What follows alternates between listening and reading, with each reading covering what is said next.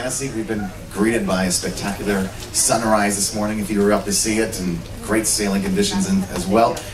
You had a chance to explore the Disney Fantasy? Yeah. What do you think of her? Is she beautiful? All right. Well, welcome to D-Lounge for this very special panel presentation, and I'd like to introduce the members of the panel this morning. First, I'd like to introduce the President of Disney Cruise Line. Please welcome Karl Holz. Next up, we have the Senior Vice President, Disney Creative Imagineering. Please welcome Joe Lanzisero.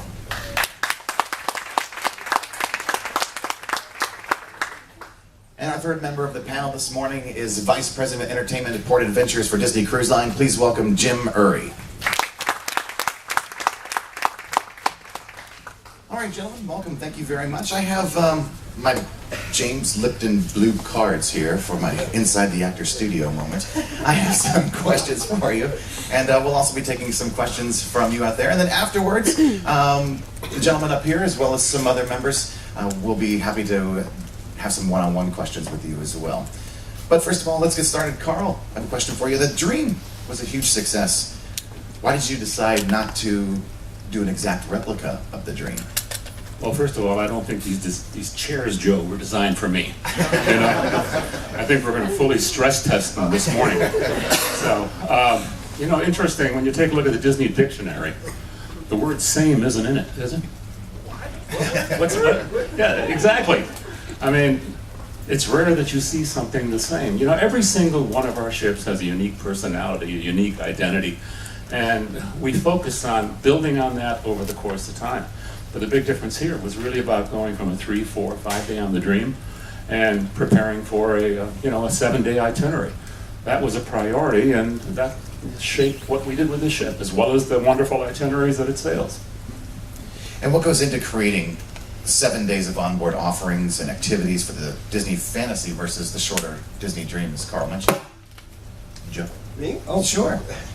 First off, I'm gonna just repeat something. I didn't hear enough enthusiasm when he asked you, what did you think of this ship? Isn't it great? Let's go on. What did you think of this ship? Isn't it great? It's 8:40, Joe. What was your question? Sorry. What goes into creating 7 days of onboard offerings and activities for the Disney Fantasy? Okay, I'll see a little bit of what Karl said. We first off, always trying to top ourselves as a company. Disney, it's no fun to do the same thing twice. But there were some practical concerns. You know, the longer itinerary, fact that we have many guests who are going to be going, we hope, on multiple cruises on all our ships. So we're always thinking about how we can create new things, and just the fun of topping ourselves. You know, Walt said it's fun to do the impossible. And I think you walk around the ship and you'll see things, you're going to scratch your head and go, wow, how did they do that? And that's what we're always trying to do. We want to surprise our guests. We want to do things nobody else has ever thought of, has ever done before. And this cruise product, I think, is a glowing example of that kind of thinking. I don't know if you've seen Animation Magic yet. If you haven't, I guarantee you will be blown away. You know, walk up on those upper decks. Not only the beauty of what we've done up there, the variety of offerings now. There's so much to do for everybody. Look at our adult district, if you haven't gotten to the adult district yet. I love the adult district on the Dream, wonderful, but again, we challenged ourselves. How can we create something even more unique? But the offerings there, I think, are very Disney, but very adult, and I think that's the balance that we're always looking for across the whole ship. Really, these ships are about something for everybody, and we think about that. And I think on this ship, we've even raised the bar a little more in terms of stuff for everyone. And very both specific to them and things that are great for the family as well. And it's fun to just continually challenge ourselves all the time. I can't wait till the next challenge. Right. You know, before you go into that, I think it's important to take one example from the Dream. You know, the adventure game. You know, we had certain expectations of how people would use the adventure game, but we found that the entire family used it. So as we were in the midst of building, you know, the Disney Fantasy, we decided we got to do more. So that's when you went down the path of another adventure game, The Case of the Missing Show of the Muppets. You know, and I played it and I had an absolutely fantastic time. Not only did he play it, but he was the first person I pitched the idea of the Muppets to. And I go, okay, because we had a brainstorm. We were thinking, okay, we wanted to age the game up a bit because, to Carl's point, we were surprised at how many adults were playing the game. Not very surprised, because initially that was going to be another, kids offering. And then when we saw the number of parents and the number of just adults playing, we go, okay, we have to age it up a little bit. So we threw out a whole variety of different ideas of what themes that we could use and characters that we could use. And we all love the Muppets, those of us who grew up with them. They're irreverent, they're funny, they're very adult, but kids still love them too. It was like the perfect one. So I put together a storyboard and put it in front of Carl, and he just said, I love the Muppets. That's all he needed to hear. But it's not just about, the interactive experiences. Part of what you do goes well beyond that. I mean, the entire menu of activities on a C Day, the activities for the kids, the programs, the adults. I mean, you've got to fill out the entire cruise. That's a balance, to make sure that all the family can enjoy themselves together or individually in different areas. So the menu planning of the activities on board the ship is critical, and that's done, of course, by the cruise directors and my support. But hopefully we keep every age group immersed. And I think one of the surprises we had with this wonderful adventure game around the ship is, we thought a few people would take part in this. We have 600 cards go out, which means there's probably 3 or 4 people in that family playing it. Every cruise on board the Disney Dream. So we had to develop more of it because it's become part of the experience, and to have guests enjoy the entire ship in an immersive experience like that is just so unique. But I'll tell you one funny story. I know I'm not allowed to do this, but what the heck. I ran across a couple of parents which called the case of the missing show the parent exhaustion game. Okay? So I cheated a little bit, and I said to the Imagineers, can you take me on the most efficient route? My knees really appreciate it, but it was a fantastic adventure. I would just encourage you to play it, enjoy it, because it is a very, very special game. I'm going to hook on the back of that because my father was here for the crossing. He's 80 years old and has not cruised for many years, and we were testing it, and I took him out there to test it. He charged ahead. I've never seen him run so fast. He loved it. He was so excited, but it's great. There's been some incredible innovations on board and entertainment offerings as well, but how did the concept of animation magic, which you spoke about earlier, an animator's palette, come about? Well, once again, we look at what we've done, and we set the bar, and then we go, how can we raise it? On the Magic and the Wonder, we had animator's palette that had proven to be very, very popular. There's a great show in there, the black and white color. So when it came time to start thinking about these ships and what kind of offering we would have, I think that became a given that we're going to do animator's palette. But then the question is, okay, what kind of show can we put in there? And there were a number of different ideas pitched, both thinking about the architecture of the room and how that was going to change to have a fresher, more updated look, but also, what can we do in there? What kind of wow, again? I've told this story before. I don't know how many of you know this. I was an animator. I started my career at Disney as an animator, and there are a few things, actually a number of things, but that can compare to that moment when you first see your drawing come to life. It's an experience you can't explain to people. I go, wow, and the idea of being able to create an experience where guests could understand what that would be like, and there's an emotion attached to that. And this sense of accomplishment. In many of our parks, we do these learn how to draw Mickey, learn how to draw the characters, and you watch guests and they go, wow, I didn't know I could do that. And there's this real sense of, wow, I climbed a mountain, I did it. So that was part of the motivation behind the animation magic, really celebrating, and that's at the core of who we are. I mean, if you look back, everything that we do started with Walt and making cartoons.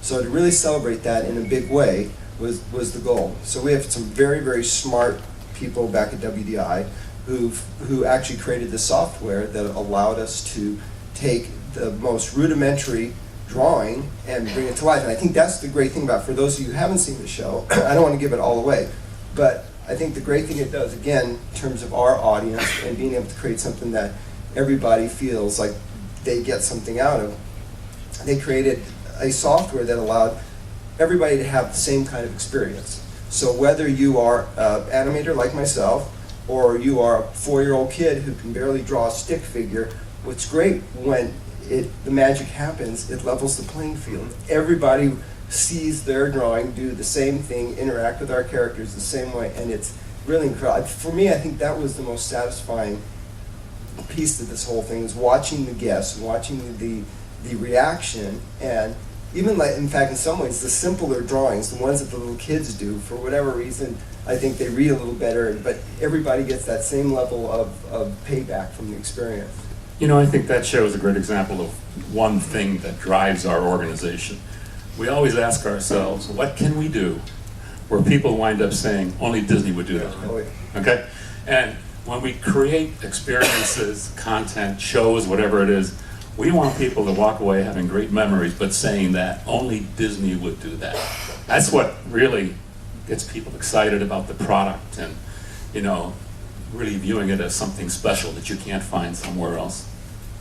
And I mean, I had that experience as well, that my work coming to life, and I never really thought about it from an animator's perspective and how proud you must be when that goes up on screen or on film, because I had that feeling with the simple, well, not simple by any means, but with that experience in the restaurant. And I actually sat with Joe at one dinner and saw his work come to life compared to mine. But then I had my 3-year-old son at dinner and saw his work come to life. And you're absolutely right. It's phenomenal between professional animators and my son, who can, he's very talented, but, you know, his artistic skills are very limited. Well, I haven't forgiven Joe for drawing me, though. That wasn't It's your birthday. Yeah, but you took liberty. Well, what were some of the design challenges or opportunities for Walt Disney Imagineering? Wow, that's a big question. Yeah, it's all-encompassing, I guess, of the whole cruise industry, maybe. But you know, again, I'm going to sound like a little bit of a broken record here. Just about trying to up the bar, think about our guests, think about how we can continue to innovate our product. And like I said, just walk around the ship, you'll see it everywhere. I think with this ship and with the Dream, one of the things that I think we're most proud of is how integrated everything we've worked to create feels. When you say Walt Disney Imagineering, yeah, we came up with, you know, designs and technologies and such, but, you know, it's Karl's operations team, it's Jim's entertainment team, it's your team, everybody that's the human piece of it. You know, we could design a wonderful looking space, we can put all the technology into it, but I think, you know, when you walk around and you see like the other night, perfect example, at Animation Magic, watching the way our cast members interact with the guests to set that up. I mean, that's as important part of the piece of the experience as the technology. And then watching their faces too, that was so much fun. Watch our cast members interacting with the families, watching the little kids interact. I mean, that's the magic when it all comes together. When you get, you know, great product that's wonderfully designed, thoughtfully considered technology and how it interweaves with all of it, but then you put the cast member interaction on top of that, and it's magic. I'm sorry, I can't help myself. I mean, a design challenge, the Walt Disney Theater has never been created at sea. Okay? I mean, it is frankly somewhat of a design, you know, marvel at sea in terms of the technical aspects of that. And it is a great, great house. But, you know, even beyond that, I would say to you, this isn't the question asked, but, you know, safety and security is an important part of what we do here, because we know our guests, they trust us, and we want to deliver a safe, secure experience. So it's not just on stage, it's not just the entertainment. The things we do backstage, you know, the efforts that we put in place, the redundancies we apply, you know, safety, security is our #1 priority on these ships. There's a lot of things we do, but we never lose sight of that fact. And speaking of entertainment, how do you go about creating an entertainment lineup for a 7-night cruise? Great question. I know a lot of you have cruised on the other ships, so of course we have 9 ships, 3 ships with 9 shows out there currently, and so bringing out the fantasy, Disney fantasy, was very important for us to have a look at a real balanced week's worth of entertainment. But to jump back on something that we were just talking about, the complete immersive experience of the ship, it's like Pirates in the Caribbean. What we do is great. We don't just pick one thing and say we're going to put that there. You know, we looked at when we were building Pirates of the Caribbean, how can we use the upper decks, how can we add in stunts and facilities for that, the fireworks, etc. on Buccaneer's Blast. But we think that throughout the entire ship. In the dining rooms we give out bandanas, so we try to have the storylines all the way through the entire ship. So that goes into the stage shows as well, as you just said, Carl. You know, you will never find a theatre like the Walt Disney Theatre anywhere else afloat in the world, I believe. These are extremely well designed, repertory theatre with 5 shows on board this ship, a huge amount of scenic element involved. We wanted to make sure there was more scenic element and more production in these shows than we've afforded in the past, so we are now for more space back of house. We have full flying space. Theatre goes between 5 floors, in fact, on board the ship, and we can fly everything in, so we have much more scenic capability. But continue to grow, not only on stage, but behind the stage. The technical aspects are huge, and so we have phenomenal technicians from sound and lights and stage tech to keep these shows running. And back to Carl's point, well, for us, there's so many moving parts back on stage. Safety is paramount for us, and number one. So great team members in the technical aspect, but also main stage performers is 28 you'll see on stage in our shows, and there's another 22 character performers that you'll see supporting those shows in the theatre. But we have, on this cruise, on this ship, for 7 days, we're going to have a welcome aboard and a farewell show, much more produced and beautiful storylines. The opening one will be a fantasy come true, and the closing is an unforgettable journey. And they will sandwich the shows that you'll see this cruise, Last Night Wishes, which is aimed at the teens and tweens through the eyes of the parents as well. Hopefully you enjoyed that show. It's a great way to celebrate, growing up of youth, and never forget to enjoy that growing up while you're going through your education and moving on to the bigger world. But we have 2 other beautiful shows you'll see, which is Aladdin, a full book show tonight. A great story, wonderful scenic elements, and a great production show. And then tomorrow you'll see Believe, which some of you may have seen on Dream. We've made a few adjustments to it, but we hope you enjoy that. But it's important for us to continue to look for great stories, great collaborators, so that we can continue to bring to the forefront leading entertainment in a world-class industry. As you just said, some notable people from the entertainment industry have helped create the shows in the Walt Disney Theater. Can you tell us a little bit about that collaboration and that process? Yeah, it's really important. We have a tremendous team inside, which have come from all over the entertainment world, within the Walt Disney Imagineering team under Kevin Allen, who oversees that from a creative standpoint. But, it's great to have talent inside your house, but it's also great to go outside to Broadway. So we have Kirsten Child, who helped us produce Wishes, and Darren also was very instrumental into our shows. Darren Lee. These have worked on Broadway. We continue to reach out to new collaborators to help us with choreography, with new book writing, to continue to develop our immersive stories that we have within, but to continue to develop them and bring new, exciting choreography to the stage. So we have to look outside our own camp to continue to have a collaboration and continue to drive the best entertainment to see.